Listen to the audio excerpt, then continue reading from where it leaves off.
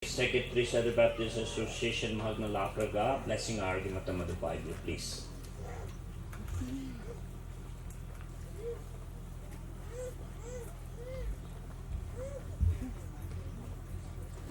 Program gara khaitang lo mabue tu extra item me kibidi aligo souvenir ga khabambo habo Jubilee Declaration and Commitment hase hoipa lo ju mathu swanga ken pa khabo madi ken Samm khai lo ju aliu blessing our lonija keng bo tadam si lonija tu ja saphang khalane. Before blessing our, I would like to read out this our Jubilee Declaration and Commitment with the heading Golden Rules of Jubilee. We got both the Liangmai and this English. Those who cannot understand our Liangmai, I request our steward to give them English. Tisa tohai inumulume liu mathiu habo copy si Liangkon mati English kon bame ngau kamak mai dong si phang kamak mai dong si steward dong kang so copy si tohai khoi hello liu ben next bang khaye. Tisa habo go content sina detu gap zai garo khalo tisa 1968 maga aranga tingwango rasam wang kamaga aramai detu julumbam nyulo. Madi 1968 Sailampan Aramga Karingbo Tingwanggo Gospel Sam Wangzu Lokai Lobosai Arangwa Kaklibo Puibo De Wang Milo. Madi Tanai Golden Jubilee Kamame Detu Zaiga So Golden Jubilee Kamralo. Madi Hapo Golden Jubilee Lulu Sai Alu Detu Zaiga So Christian Ding Ting Tat Sanlander Low Tibogo Declaration Madi Kapit Mene number 1 to 7 Bame Hajaza inu number 1 to 6 pang se tu inu liang pon ga si king ju khane machu phui sam ke. This is the last book number 7 point rule number 7 sira aliu kin samra kam ke. This is inu number 1 2 tu se king ju khane aliu machu copy si ngolo sai phui sam tu ra kam ke. Mau pa ma be bam sai pi have lo.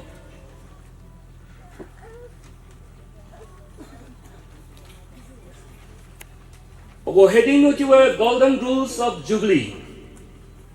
Number 1, beginning of Christian era. Aram tucha mai tingkum haiteng ka kasaibo tasing tato rato kohum ziu lungbam niwe. Judy Christa Jisoo gu karingbo Gospel Sam 1968 kunga dinwang ziu lokaibo ga so rapiu go lungsa bodi pago kaben bo ni wang sawang chu khai mi jiu samai hina ga ka kalibo di kasan bo ring ting ngau mi. Number 2, restoration and liberty. Satan ko kabang thiu non go tamiu bo ga ping seriu jiu saini ra ga niu Christa Jisoo niu aliu to paman pijiu ranpat khaide. Tuhaira aliu sunrang kachu mai mine. Tingwang niu aliu to panamai chiuju di lokai lan mine. Hai si deju kui bau chamlo. Number 3, reconciliation and forgiveness. Kat niu kat go non kwa khai jiu saka ga mazang kui chiuju saka chulan bo ngam hai. Zoring bo go rengu ne khadi thoidam wangra bo kaphae sapu mai nu mai khat go kamo bo kwa khai mi sai para pasan koi mai plamra pa hai peling bo Christa Jisoo sai ka sui mai. Number badai, year of holy. Jaba tingwang new Moses to dinay hai si Jubilee tingku mei naliu masanju longlo aliu pum aliu lungsun aliu ngam di aliu mikpui masanju arwang ke pato thonda rapiu para masan boy pana mai aliu di masanju lungke masan bo haju aliu tingwang tu ngau la ge. Number begin, proclamation of gospel. Hanai ali 50 years Christa Jesus sai suitat ni bo maye Jubilee kambame. Mangai mi to ke rapiu Christa cham. Kadi babam hina ta ju. Zat hina ka kawisam dinron lo jibo. Jubilee ko commitment dito bo ra mission leng samai hina lungkai san bo siye. Number 2. Giving and sacrifice. Lungsun mata zu kapi maito tingwang lungsa pipat bo hazu tingwang sunwat lungkai ngam lagay. Kalek kasamay. Sariung magen katumay. Kami magen na dungto huing ki kazu lungbo maito tingwang pelung kime.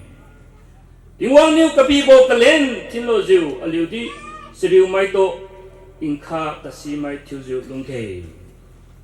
Number 7 gang. I request the congregation to read after me. In your palm sa side to the past din kailo have a last point alu. Until pasam kikin samke. Jubilee, the year of God blessing.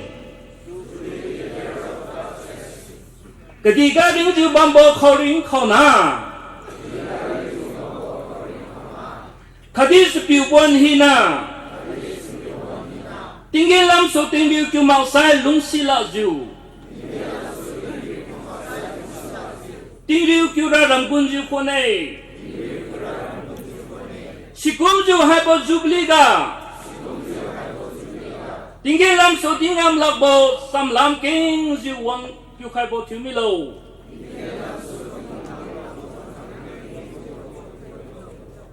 Aliu kekeng tuju bangke. Wang kim bo aram mai bo sekin leng. Tinggal lam kam leju tingwang thoi dam. Kapui wang kiura. Judi mangai tulo. Jubilee singin yura thoi dam pilage. Judi tingwang bo kedin piu bo. Baso ronang ngone. Thank you again. Some kai bi tuan jeng so Golden Jubilee Planning Committee Tucha Baptist Church. Aram Tucha mai dong Golden Jubilee celebration kam ju bamo samai dong. Madi selung ka samai dala so hai bogo celebration kai mai dong. King kyu kai mi bo cham aliu mangai mi to he. Wang kim mo ring tinggal liudi tingwang go kin dileng tingwang go sewang ke dileng liudi lungsan mai tuju lungda hai bo commitment to mangai ma lungke tuju king kai. Thank you.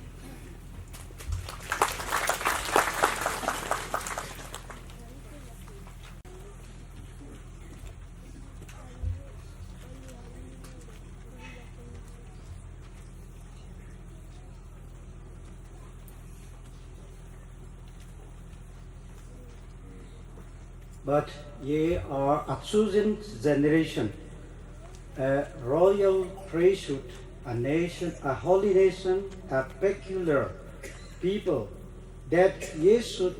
shew for the praise of him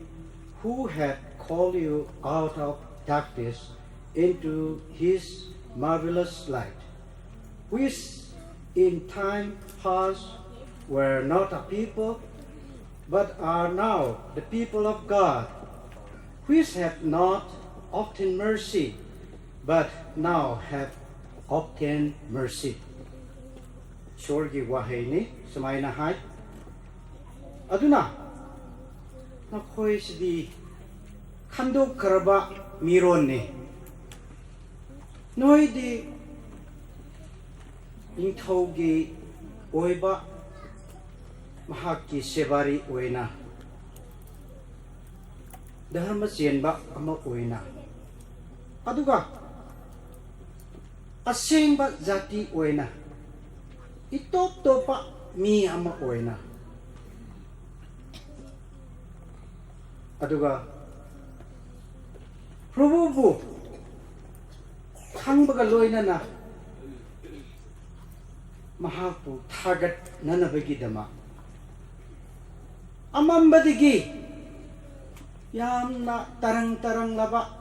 angapagi manganda nakoy po kong tupi krabani. which in time past were not a people จัดคิดว่ามาตำอดุกีมีไว้อดุนัตบะ but are now the people God อดุว่า howzik ที่อิชวรกิมีไว้นะ which have not obtained mercy 1000 พังตบะมีอดุนัตบะ but now have obtained mercy 1000 พังคราบะมีอมักไว้นะนักคอยบอกกวีเรชัวร์กี่ว่าให้เนี่ยก็ใช่คุยกี่ exhortation งานบีว่าดูนะจุชากี่มารำนะพระเจ้านะทำไมนะงานบีกี่ว่าแต่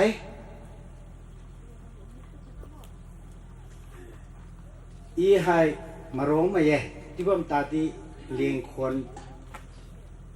ข้างเสกระชิวเอดินระดินมุยจิวดินกำตักลายตาดิดินดีดินสีเวไอ้เจงก็สนิวอีManipuri สีมากบอกเขาติงไม่บ้าแม่ที่ใส่ชุดเจียวสลัดแกงคัดเน่สดีที่ดินไข่ลิจูรับไปไว้ทนกี่เว้สับโดนแน่แรงให้กู celebration committee นี่จานส์ปีใครบอกปกวนให้อลิวก็จะRocky Reverend Rocky ตัวหลังไข่ป่วยป้าปกูก็ปกูก็ทราบว่าบุยมาว่าไอ้เสียนี่ป้ากงตั้งละแกที่รักให้ไปจริงก็สิ่งนี้อัตุหลังไข่หลังป่วยไอ้สิ่งนี้อีสระวงตัวดีทว่าเนี่ย planning committee program committee ตัวดีทว่าเนี่ยทุกสมัยกูกับบุยบอกอีนี่ staff ทัดทิวจิวทิวคุยขังบดิงับทุกจ้าบ้าน teachers pillar of the association กูเด็กกูฮะให้เตียงขัดเลยทุกสมัยหาใส่อลิวซาดบับthis association ที่ว่ามาให้บำลาเกที่รักให้เนี่ยพลัมระอีนิวเงาปติงกะ association กูดิวฮาบเจอร์สขัดเลย SBA Center Staff Producers Association กู Center Staff อะไรไม่ตุจ่าไม่นิวหลังไข่บอก Reverend Matthew ปกวนแทงจิวป้าออฟฟิศกะกิงกงกูจะงับของใครตัวให้กระตัง Reverend Sabon Ordination Committee กู Chairman ป้าพุ่งบัมไว้ใครก็อารมณ์ไม่ทุกชาก็ยุดไม่กู God training หามิงลอยบักเบ็ปุยที่มาเดี๋ยวฮะกำมีปุยโอเคไอ้สิ่งที่นั่นเรื่องนี้สรามพิไข่เจ้านั่นเรื่องที่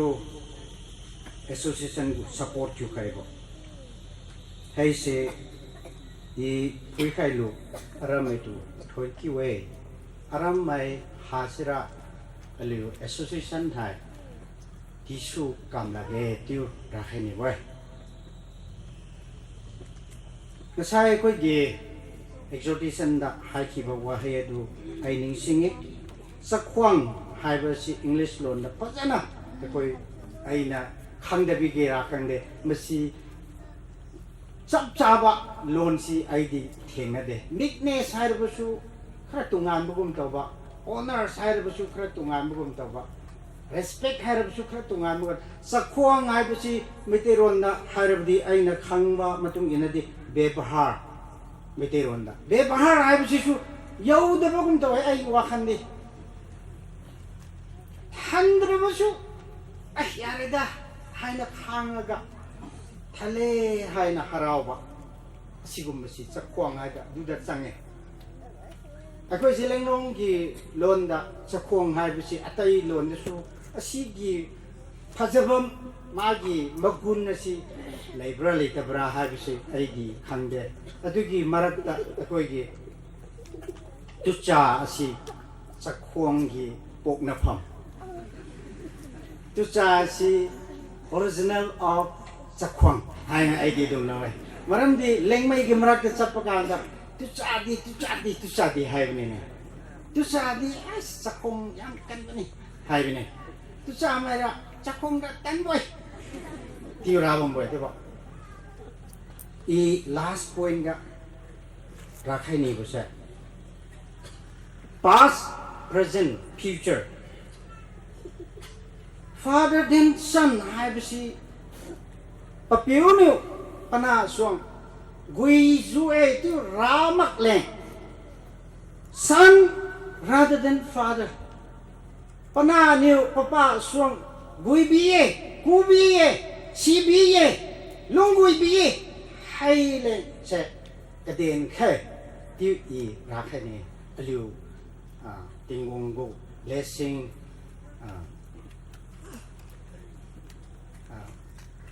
lu rabo songa hay si rakhai ni we ini pui khai botinga blessing hay se lu rakhai mi kumjo samai polun gui bo sd arangwa pagwe lai kasibo tingong su sibo kekombo religious people inhuman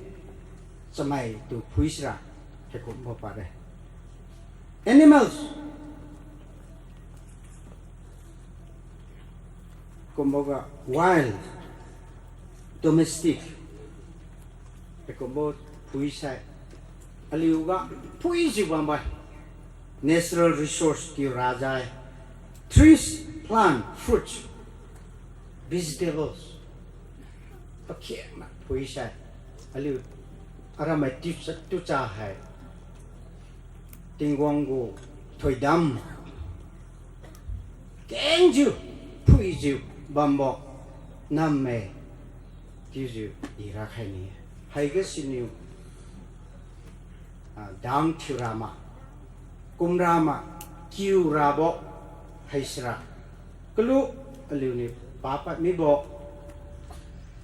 First Peter chapter 2 verse 9 and 10 haigasini aliu huilu aliu tu ku pat khaibo haise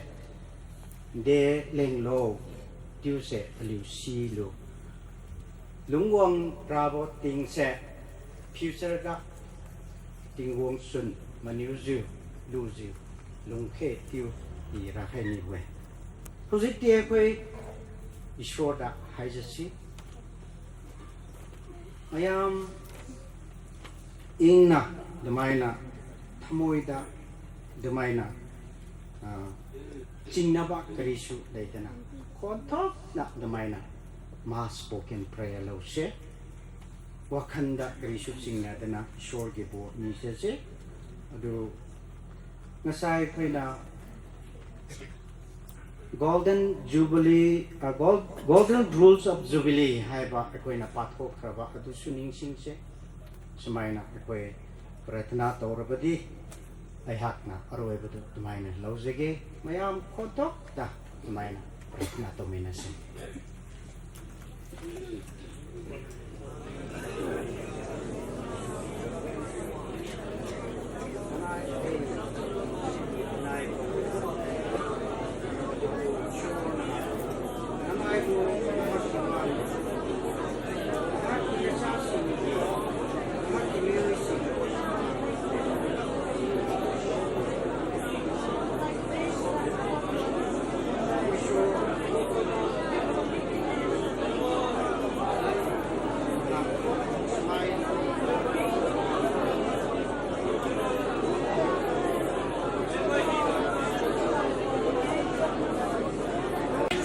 suk ya papa official kati ba public kati ba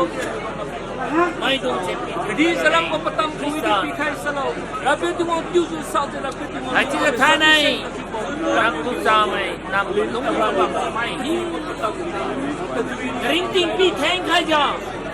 rapi ti wa mui ba kai ja phu ba am ne lai ai ba phu ti ka gen ju ri ju ba ka mali Abraham, Isaac, Jacob ki Ishor, Israel macha singna kurum lamba Ishor, hujik na prithvi da leiriba mioi khuding mangna, jati khuding mangna kurum liba Ishor. Ngasi Tucha Baptist Church na chahi yangkhai subagi Golden Jubilee sumaina pangthokpa ngamba Ishor na hak na angak po oy na kauthokpiba nung nahaki nungsibagi asigumba palan na sida chatkiba matam gidamakta Ishor nahak puthagatjabane nahak na bor pibiba adugidamakta Ishor nahak puthagatjabane hojik phawba nahak na loina bibagidamakta Ishor nahak puthagatjabane Ishor na gonda akoina hojik nijaba adudi lakadaba matamdasu mayeng tadaduna henna Ishor na hakinani na tik na ngan gidamakta let pangamba phungdok pangamba khun church koina na ba Ishor na hakna or pinabiu haibase koi ki prathana ne spiritual leader political leader bureaucrat officer gazetted officer kaya scientist engineer doctors judges kaya nurse kaya special contractor, proprietor, commentator, theologian kaya to eheraka. Local gidamak, association gidamak, convention gidamak, Council of Churches gidamak, Asia Pacific Baptist Federation gi, Baptist World Alliance gi, international preacher oibang amna na ba? Madugi head oibang amna na ba? Ishor na hakna. Kun church asigi matakta bo pinabiyo makhoi ki khorna ba kuding makta mai pak ba haibadu Ishor na haki wahaida Deuteronomy da haki bagumna na ku khangma mi singbu mamai oheloi makok ohan gini haiba na haki promise ado church asigi matakta bibiyo haibasi akoi thamoi degi pamjabagoloina na Ishor na haki na phamda ni jabani konthok amata oina wakhan amata oina haijanon jaba si nijo pibigini haina wasak piramba akoina su thajariba ingam ngamba prabhu najat jisu christ ki mingda prathna si kachapani amen praise Golden rules of Jubilee the matam lobby kiba function ki chairperson amasung uja kaisung pamay mamani ki ministry decision na board people no maira mainyo ki khola ma dong no rong dong no wang liang thio liang na no kam ki khon thio ja ji tam hai ri do liang khon thilan ke all right but li tat kulan ke liu toira lui gola mong mi nei but li ga toira choreography has ba me local youth gaso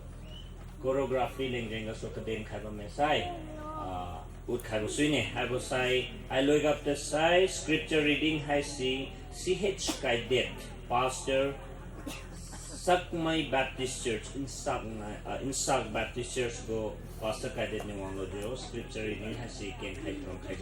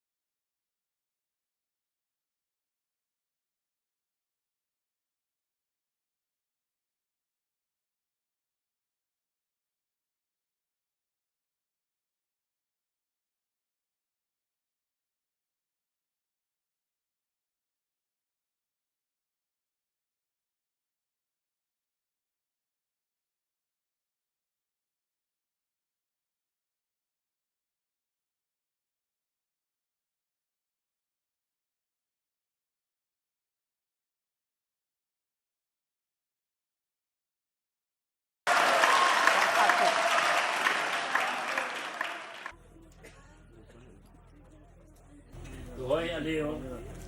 masan masarau kenaleng dengan asnya gospel zone chapter 8 go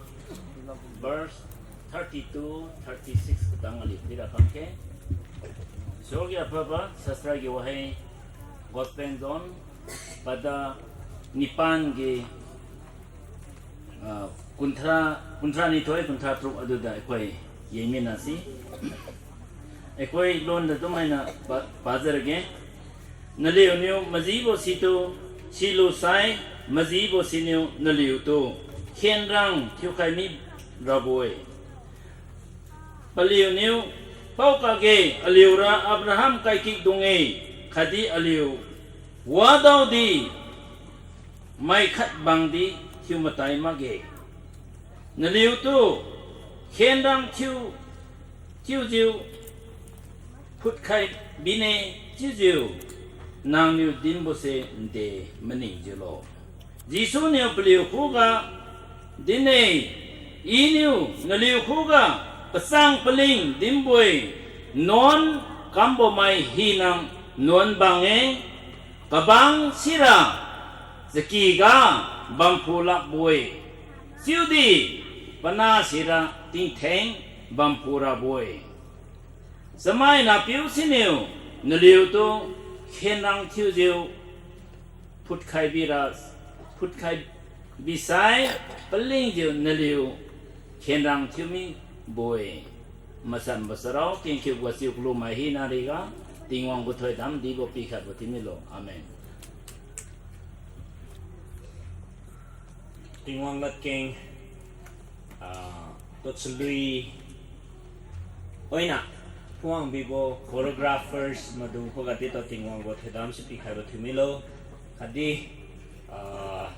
pastor kade to ministry gati to tingwang thoi khat bo timilo ti jo ko khalani nge Toira liu tingwang lat king hasi pokakhat king macam ne gospel preacher tu khai me preacher hasi liu got Dr. Peter Thumai no pa hasi President Baptist Graduate School of Theology. It is a Bible school Bible college hasi Dimapur ga me South Asia Dimapur ga to mission han ministry ti pura desha lo stare dija Han, they was a partner explain to Mine. They are remine upon how many it is a meaning, preacher, no go, take your time, please, no go, one see, low wage, look hello, think ring new. Tang me bogo singi, a minute, new career, did not you tammy tadit or saloon has been make. Yeah. Didn't hang out hang a king winner. Yeah. To a preacher, Pini one lodge ponce look hello, please. Sorry, I'm tagali. Ay na, may teron si Semjil ga ngang magi. Pasa ngoni baga Japon na Manipuri ki dictionary anova puthokera hai na thamoi si wara lai bani. Adu ay Nagaland chakra bagi awa bakra pot ko we have si kanghan jage. Semana khoi gi irakta lai basi SBA di lakon missing di meteron si yamna hey bani tanda mrak ta ina meteron happada masi happa khra dang waragasu ina semjin ba khra yogani aduna nokoi bahap khra ta na ba study to bio fc request to zabani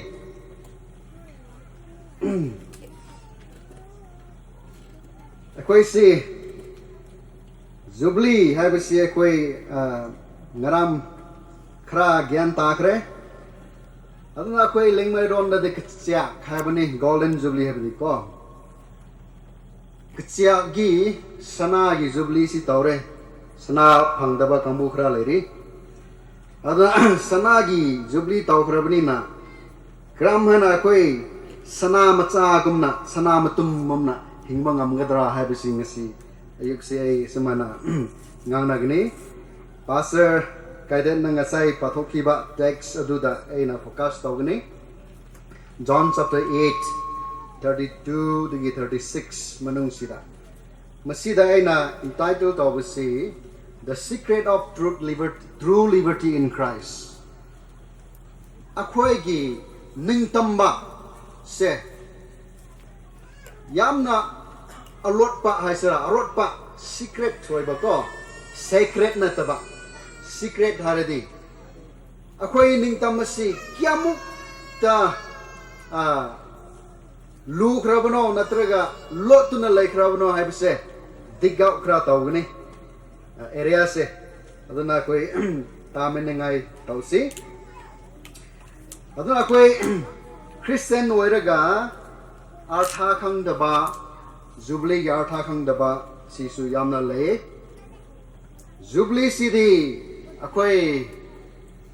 muruwa na chingi mi singsi loina ma si Jubilee taw kharabani aduna akoi gi lam se land of Jubilee habatare Jubilee si kumsi so church kiana tawrakni golden gi su tawre yamana khrana di diamond gi tawri aduga Manipur gi centenary tawbakanda akoi chil leiringai da akoi centenary for wana akoi chatpani Imphal da where member waina adu matam da akoi sombu yengde akoi di by heart ni by heart gi number 1 ni edi aduna Samm phawa by heart tawmne na loin ma Samm si manung na changsing graba by heart tawbi ko chunpha puba haib si di yamna pubani akoi di aji kan gi angang sing di sombu kumba yengtare di khangdaba male somu yengna su khara udaba male du kuma su khara le adana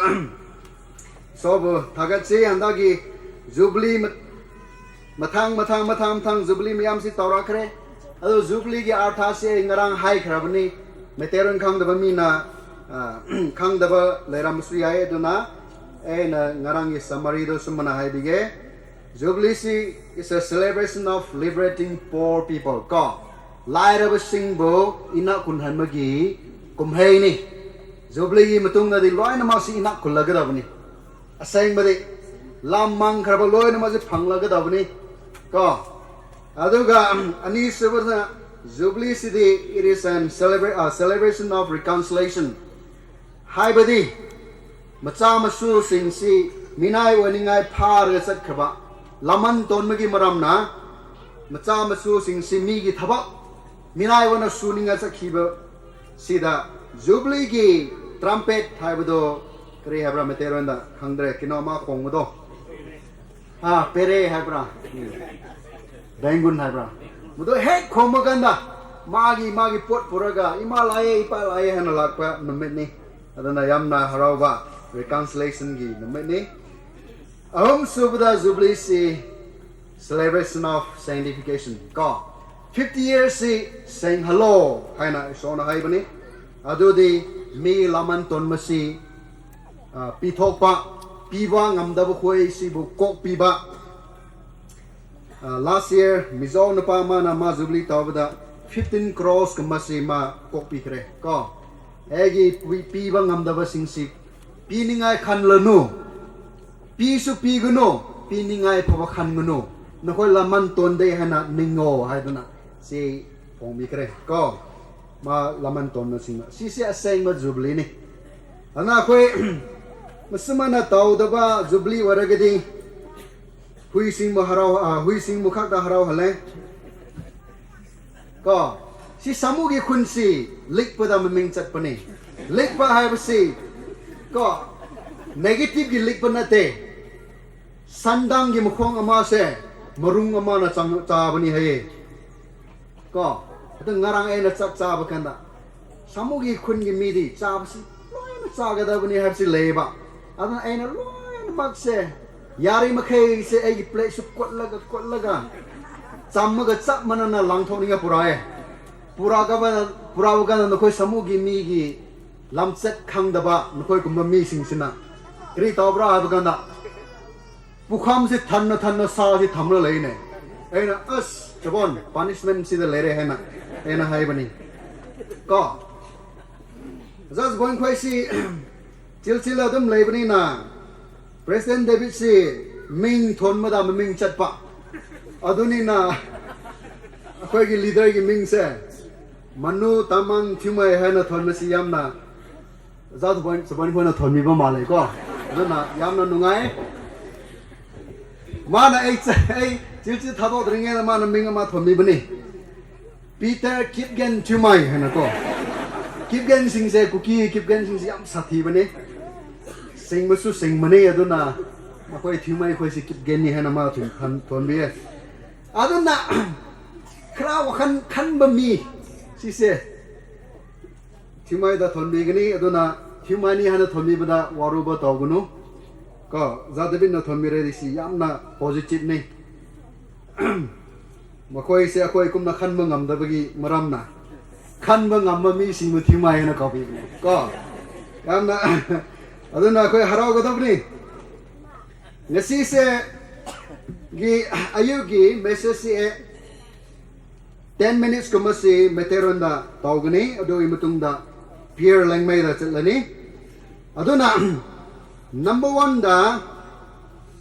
miyam na khangbiu akhoi ki secret of our true liberty ko isorngon dagi akhoi na phangba asangba ningtamba ase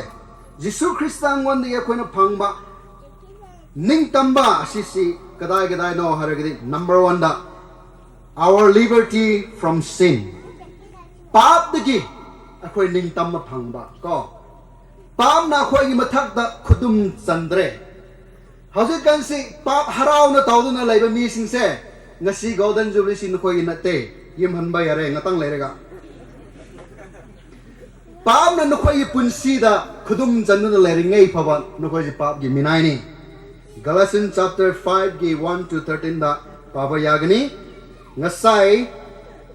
Gospel John chapter 8 gi 32, 33, 34 so phajana ire whosoever committed sin is a servant of sin sabi ko kana kung mamina pap to ragadi ma si pap gi minai ni hay ani suwa point na our liberty from slavery minai oramdagi akoi sining tamba phangmani hay si agi second point wai bani Masisi throughout the history of Israel nakoi paba yae Israel sing sina Egypta check saraga aduga nung sikaklaga turen mapanda yim phawa sadaga sumana waduna Egypt gi seba ngat ta tawdun laiba madudi Moses si tharaga Israel macha sing sibo Egypt gi boundary habra boundaries gi Ningtama pikrao haiduna tharakpa ado our liberty from slavery ko akoi si Satan na koi punsida khudum chandna koi si Satan gi minai waiduna le ramne ngasai jubilee gi declaration da kra koi na pabada pange mudu da kam hana tawbno haiba kanda amambada asiba ugi nungi Lai de kurum ramadigi ahing mai sona khoi bu kanbire haibagi khoi uba phangkre madogi maramda ena Liangmai gi maronda kra explain torani adu meteron khangma makhedi sub point o uradi thangkre hana lawkre aduna ahum subasina our holistic liberty akhoi hatsang da leba pumna makse Satan na pa na khudum chandraba masisi kadai da phangmano haragadi Gospel Luke chapter 4 gi 18 and 19 da koi pa phangi Prabhu Jisu Christ na hai ebu isori thawai asang mana thau taibi number 1 na to preach the gospel to the poor ko lai raba mi sing wanda aphaba pau sandok ningai masisi Gospel Christa di akona liberty phangmasi ningtamba phangma aibasi akoi spiritual poverty dagi akoi ningtamba phangmani akoi Liangmai sing natra akoi Norris gi Christian sing se thawai gi landa ningtamba phangdri ena sumana yuna bakana karigino haiba kana akoi mayam sibo demon na possess toba yamna uthoge Karigino haibakanda isol yu wahei sida akoi ningtamba phangdri fc ena uthoge ani subada holistic liberty sida ani subada to heal the broken hearted